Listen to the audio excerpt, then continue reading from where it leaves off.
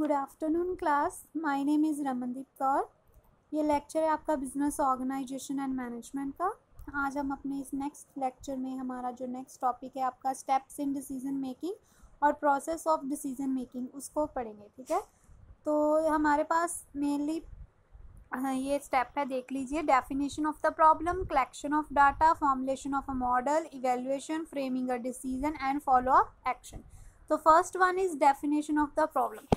जब हमने decision making का प्रोसेस कंडक्ट करना है तो वो हम क्यों करते हैं? क्योंकि हमने कोई प्रॉब्लम जो राइज हुई है उसको सॉल्व करना होता है, जहाँ कोई एक्शन, जहाँ कोई हमने गोल जो है वो उसको अचीव करना है। तो सबसे पहले हमें डिसीजन मेकिंग के प्रोसेस में सबसे पहले हमें आइडेंटिफाई करनी होगी प्रॉब्लम। ठीक है, कि हमारा मेन ऑब्जेक्टिव क्या होगा कि हमने किसी डिसीजन पर पहुंचने के लिए पहले उस प्रॉब्लम को आइडेंटिफाई करना होगा। जब हमने प्रॉब्लम को डिफाइन करना है तो ये डिसीजन मेकर की रिस्पॉन्सिबिलिटी होती है कि उसने आइडेंटिफाई करना है और जो उसके पास पॉसिबल अल्टरनेटिव्स है उनको डिटेल में एनालाइज करना है ताकि हमें एक स्ट्रक्चर फॉर्मेट जो है वो मिल सके। Next is collection of data. Second point, collection of data. जब हमने प्रॉब्लम को अच्छी तरह डिफाइंड कर लिया, अब हमें क्या है कि हमने कलेक्ट करना है जो हमें डाटा प्रॉब्लम को एवेल्युएट करने के लिए चाहिए। हमें करेक्ट एंड जो एक्यूरेट डाटा होगा वो हमारी decision making, sound decision making में हेल्प करेगा। जो डाटा है वो प्रॉपरली उसको एवेल्युएट करना हो ताकि हम राइट चॉइसेस ले सके, है ना। बहुत सारे अल्टरनेटिव से राइट चॉइसेस को है ना बना सके।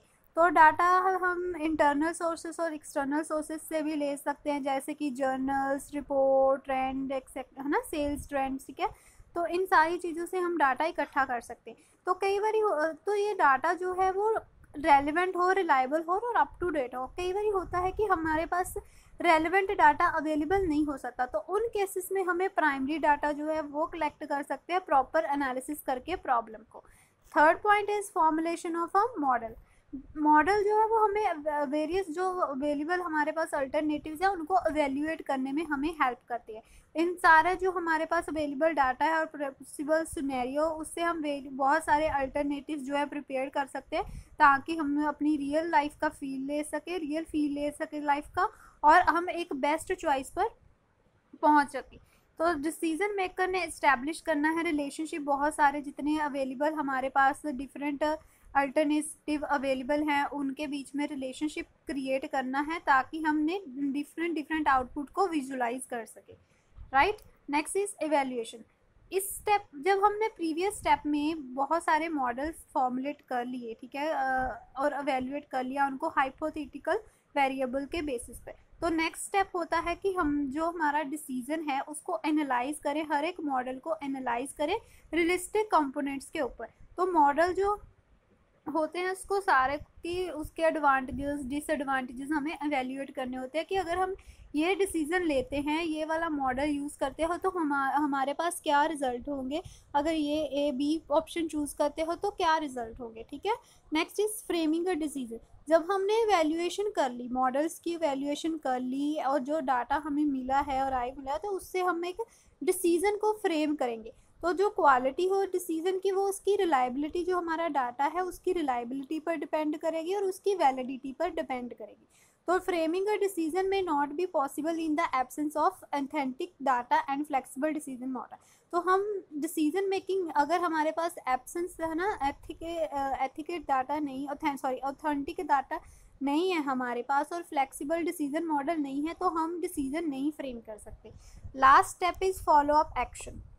जब हमने अपना एक्शन ले लिया, डिसीजन ले लिया, उसको इम्प्लीमेंट कर दिया, तो उसके बाद अब हमने उस चीज़ का रिएक्शन देखना है कि उसके क्या आउटकम निकले हैं, है ना।